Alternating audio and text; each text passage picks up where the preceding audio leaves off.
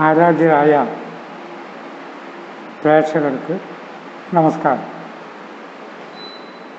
ധന്യമീ ജീവിതം പതിവായിട്ട് കേൾക്കുന്നവരുണ്ട്, അവരുടെ പ്രതികരണം ഉണ്ട്.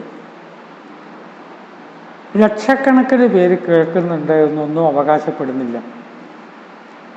കാരണം ലക്ഷക്കണക്കിന് ആളുകൾ പെട്ടെന്ന് ഇത് കേട്ടോളണമെന്ന് ഇല്ല. എങ്കിലും എക്കാലത്തും കേൾക്കുകയും പഠിക്കുകയും ചെയ്യേണ്ട കാര്യങ്ങളാണ് ധന്യമീ ജീവിതത്തിൽ പറയുന്നത്. അപ്പോൾ ഏതെങ്കിലും രീതിയിൽ ആളുകളെ ഞെട്ടിപ്പിക്കുന്ന രീതിയിലുള്ള തലക്കെട്ട് കൊടുക്കലോ താരതമ്യേന വില കുറഞ്ഞ കാര്യങ്ങൾ പറയുകയോ ധന്യമീ ജീവിതത്തിൽ പതിവില്ല. അങ്ങനെയൊക്കെ പറയണമെങ്കിൽ ആ വിഷയങ്ങൾ വേറെയാണ്. ഇവിടെ സംസാരിക്കുമ്പോൾ തത്വചിന്താപരമായ കാര്യങ്ങളാണ് പറയുന്നത്. തത്വചിന്താപരമായ കാര്യങ്ങൾ രോഗങ്ങളെ മാറ്റും. അത് അനവധി പേരുടെ ബുദ്ധിയെ ആ വാക്കുകൾ സ്വാധീനിക്കും. ഒരു ആൾ വാഹനം ഡ്രൈവ് ചെയ്ത് വരികയാണ്. ഒരു വനപ്രദേശത്തുകൂടെ വന്നിട്ട് വേണം അയാളുടെ വീട്ടിലേക്ക് എത്താൻ. അങ്ങനെ അയാൾ നടന്നു വരുമ്പോൾ വഴിയിൽ വെച്ച് വാഹനം കൂടുന്നു. ഇങ്ങനൊരു അനുഭവം എനിക്കുണ്ടായിട്ടുണ്ട്.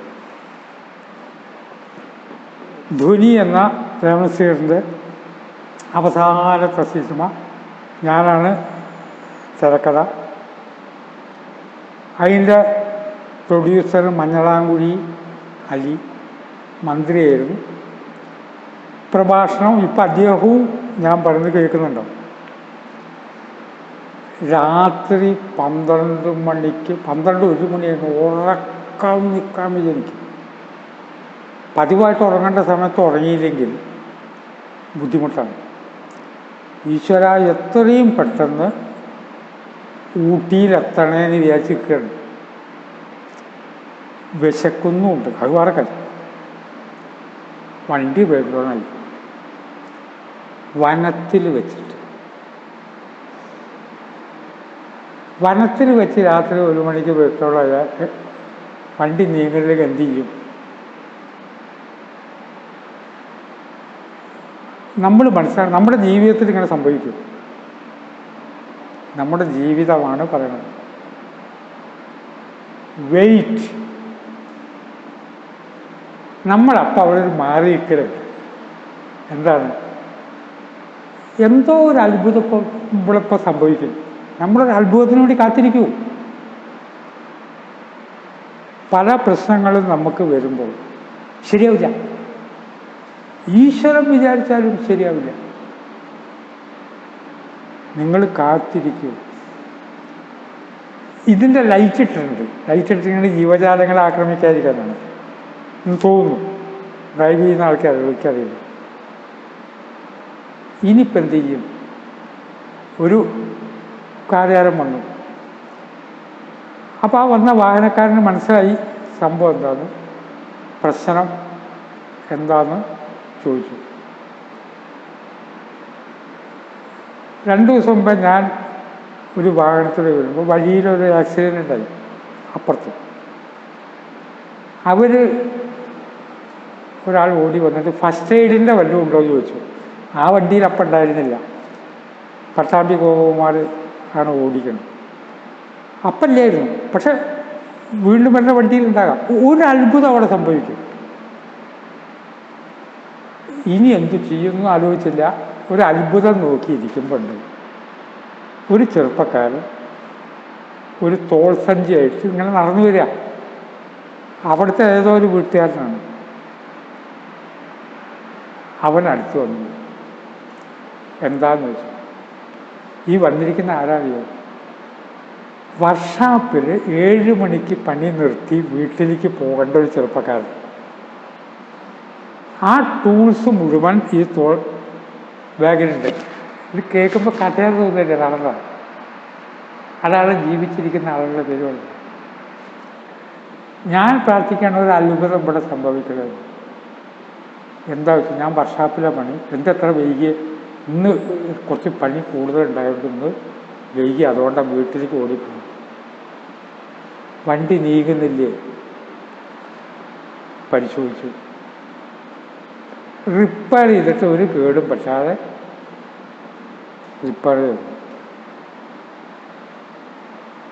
അറിയിക്കുന്ന തുക കൊടുക്കുകയും ചെയ്യും. തൃപ്തിയായി. വണ്ടി ഓടിപ്പോയില്ലേ? നമ്മുടെ ജീവിതത്തിൽ ശരിയാവില്ല, നടക്കില്ല. മകൻ ഇങ്ങനെയാണ്, അവൻ എണീറ്റ് നടക്കുന്ന പ്രശ്നം ഉദിക്കുന്നില്ല. ആധുനിക ശാസ്ത്രത്തിൻ്റെ മുഴുവൻ നോക്കിക്കഴിഞ്ഞു, ഇനിയൊന്നും നോക്കാനില്ല, ഇങ്ങനെയൊന്നും പറയരുത്. ഇത്തരം കാര്യങ്ങൾ നമ്മുടെ ബുദ്ധിയിലേക്ക് ഇട്ട് കൊടുക്കുന്നു. പരോക്ഷപ്രിയ എന്നാണ് പരാശക്തിയുടെ നാമങ്ങളിൽ ഒന്ന്. അത് പരോക്ഷമായിട്ടായിരിക്കും പ്രവർത്തിക്കുന്നത്. അപ്പോൾ വാഹനം നേരെയാക്കിയവന് 7 മണി മുതൽക്ക് ഇരുന്നപ്പോൾ അതിൻ്റെ പ്രതിഫലം കിട്ടിയിട്ടുണ്ടാവും. ആ പ്രതിഫലം കിട്ടിയിട്ട് ആ പ്രതിഫലം കൊണ്ട് ചിലപ്പോൾ ജീവിക്കാൻ പറ്റുന്നില്ലെങ്കിൽ നാളെ ചിട്ടിക്ക് പണം അടയ്ക്കേണ്ട ദിവസമാണ്.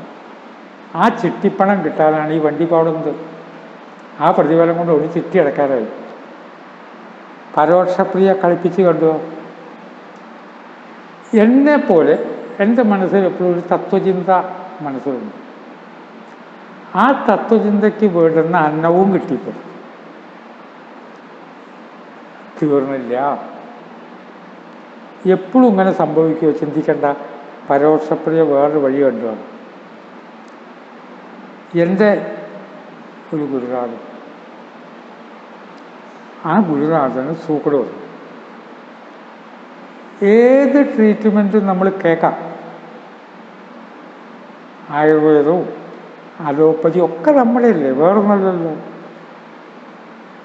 ആയുർവേദം നമ്മുടെ ചികിത്സയല്ലേ, അലോപ്പതി മോഡേൺ സയൻസ് അല്ലേ. അതിങ്ങോട്ട് എടുക്കാവുന്നൊക്കെ വേണം. അയ്യോ അത് പറ്റില്ല, ഗുളിക ഞാൻ കഴിക്കില്ല എന്നും പറയണ്ട. ആ ഗുളിക ഉണ്ടാവുകൊണ്ട് മനുഷ്യന് കഴിക്കാറില്ല.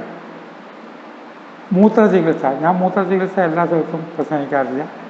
മൂത്ര ചികിത്സയെ പറ്റിയിട്ട് ഏതെങ്കിലും ഒരു ദിവസം ധന്യമേ ജീവിതത്തിൽ ഞാൻ പറഞ്ഞോളാം. അത് വ്യത്യസ്തമായിട്ട് പറഞ്ഞതാണ്.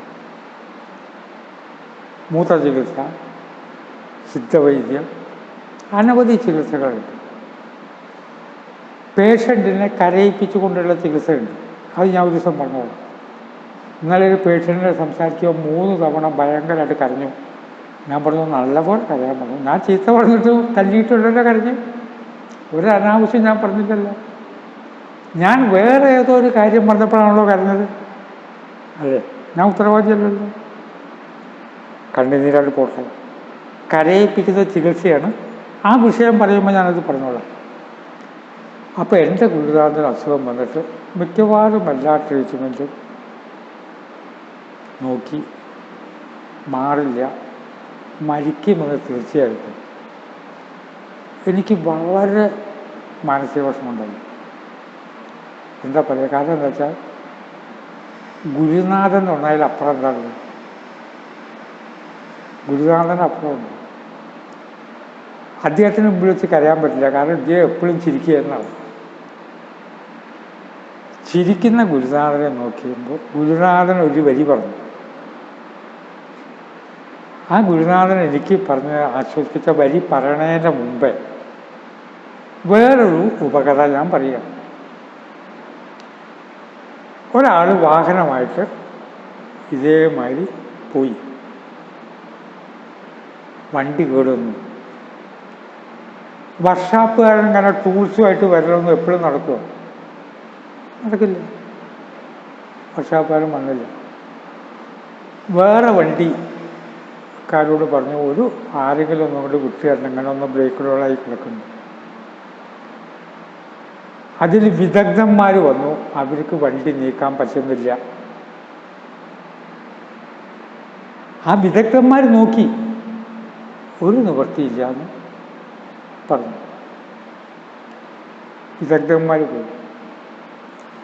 അപ്പോൾ ഒരു കാറ് വന്നു നിന്നു. ഒരാൾ ഡ്രൈവ് ചെയ്യുന്ന ഒരാൾ വന്നു. നല്ലപോലെ ഡ്രസ്സ് ചെയ്തുള്ള ഒരു കോടീശ്വരനാണ്.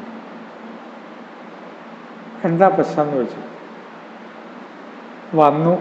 അയാൾ എവിടെ ഒന്ന് തൊട്ടിട്ടേ ഉള്ളൂ. അയാൾ ടൂൾസ് കൊണ്ട് കുറേ നേരം പണിയെടുത്തൊന്നുമില്ല. അയാൾ കേട്ട് എന്താ ചെയ്തതെന്ന് ശ്രദ്ധിച്ചില്ല. ഇനി വണ്ടി വീടില്ല. അപ്പം ചോദിച്ചു, അങ്ങ് ആരാണെന്ന് ചോദിച്ചു.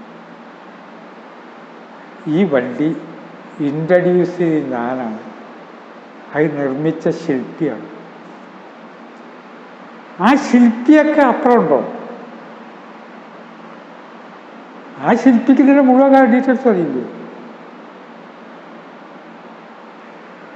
നമ്മുടെ ബോഡിയിലത്തെ എല്ലാ കാര്യവും ചെയ്യുന്ന ഊർജശക്തി എന്ന ശില്പി നമ്മുടെ കൂടെ ഉണ്ട്. നമ്മൾ നെവർ മൈൻഡാക്കി വെച്ചിരിക്കുന്ന ഈ ശില്പിയാണ്. ആ വന്ന ആളോട് ആളുടെ ഡ്രസ്സും രൂപ കണ്ടു. ഇനിയിപ്പോൾ ഇവരൊക്കെ നോക്കിയിട്ട് ശരിയാവാത്ത കാര്യം ഇയാൾ വിചാരിച്ചാൽ ശരിയാവുക ഒന്നുമില്ല, നമ്മൾ പോയിക്കോളി, നമ്മളിങ്ങനെ കാണിച്ചില്ല. ആ പരാശക്തിക്ക് ഇതാര് നിർമ്മിച്ചുവോ ആ നിർമ്മിച്ച വ്യക്തിക്ക് ഇന്നലെ റിപ്പയറിങ് അറിയുള്ളൂ, അപ്പൊക്കൊന്നും അറിയില്ല. ഒരു വൈദ്യർക്കും ഒരു ഡോക്ടർക്കും അറിയില്ല. നിർമ്മിച്ച ആളുമാണ്. എൻ്റെ ഗുരു പറഞ്ഞു, നിർമ്മിച്ചത് ഞാനല്ലല്ലോ. ആ നിർമ്മിച്ച ആൾ എന്തൊക്കെ ചെയ്യും? ആ നിർമ്മിച്ച വ്യക്തിക്ക് ശക്തി കൊടുക്കൂ, ആ വ്യക്തി വരാനായിട്ട് പ്രാർത്ഥിക്കൂ. ഏത് മാറാത്ത രോഗവും മാറാരോഗം എന്ന് കൊണ്ടൊന്നും ഇല്ല. ഇത് കേൾക്കുന്ന ആരാധയായ പ്രശ്നം അങ്ങനെ ആരെങ്കിലും വീട്ടിലുണ്ടെങ്കിൽ അവരെ ഇത് കേൾപ്പിക്കണം എന്ന് പറഞ്ഞുകൊണ്ട് ഞാൻ വാക്കുകൾ ഉപസംഹരിക്കുന്നു. നമസ്കാരം.